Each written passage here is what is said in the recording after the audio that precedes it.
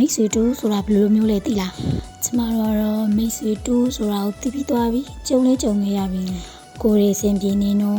အိမ်ုံချောင်းပေါက်မတက်လာကြပြီကိုရီခက်ခဲသွားတဲ့အချိန်မှာအိမ်ုံတယောက်မှရောက်လာဝင်နေတဲ့သားဖုန်းတော်မဆက်တော့တဲ့လူတွေအဲ့ဒီလူတွေကိုမမေ့ဘူးဘယ်တော့ခါမှလည်းအဲ့ဒီလူတွေနဲ့ပြန်ပတ်သက်ဘူးကိုလိုနေတဲ့အချိန်တော့ကိုပြစ်ပယ်ထားပြီးသူတို့လူတော့မှကိုလာတော့ရင်တော့ဒီချိန်ကမသိလို့ခံလိုက်မယ်နောက်တစ်ချိန်ကတော့ sorry ပဲလူတွေအကြောင်းအဆင်မပြေတဲ့အချိန်ကျမှသိရတာတော်ပါပြီဒီလိုလူတွေအကြောင်းပြောမနေတော့ဒီနေ့ညစာအကြောင်းပြောပြမယ်ဒီနေ့ညစာကဘာထမင်းကြော်လဲဆိုတော့မသိဘူးစုမြတ်ဝေထမင်းကြော်လို့တော့နာမည်ပေးလိုက်တယ်ဘာလို့လဲလို့မမင်းနဲ့စုမြတ်ဝေကိုယ်တိုင်ကြော်ထားလို့စက်သားလေးတွေကိုရင်ဆုံးနှုံဆင်းတယ်ပြီးသွားတဲ့အချိန်မှာစီတက်တယ်စီတက်ပြီးတဲ့အချိန်မှာလည်းစက်သားလေးတွေကိုထည့်ပြီးတော့တေးချာချာလေးကြောင်ကြော်လေးဆိုတာနဲ့ QC တို့နောက်ရည်တို့ရတာမို့တို့ထည့်တယ်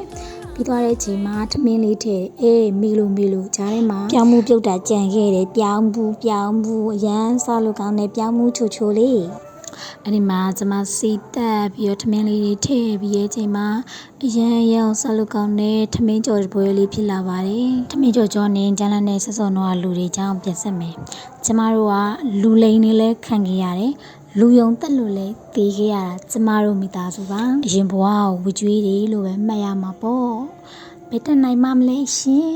ထမင်းလေးကိုမှရတာနှိမ်နှံ့အောင်တေးချာလေးကြော်ပြီးတော့ပြောင်းမှုပူလေးကိုလှီးပြီးတော့ထည့်ပါမယ်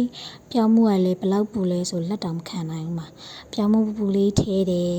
ပြောင်းမှုလေးထည့်ပြီးရဲ့အချိန်မှာစီနေနေတဲ့အတွက်ကြောင့်မို့လို့စီလေးနည်းနည်းထည့်ပြီးတော့ကျမကြက်ဥလေးပါတစ်ခါထမင်းလေးကိုထည့်ကြော်လိုက်ပါရဲ့ရှင်ရတာတော့လုံးဝစပက်ရှယ်ကိုအမကြက်ဥလေးနဲ့ထမင်းလေးနဲ့ကြက်သားလေးနဲ့ပြောင်းဘူးလေးနဲ့မလေးမှားတော့မှာမနက်ကကြက်သားပြုတ်ရည်လေးကိုကျမကပြန်ပြီးတော့အဖူပေးပြီးတော့စားပါတယ်ကြည့်ရှုပေးတဲ့အတွက်ကျေးဇူးများတင်ပါတယ်ရှင်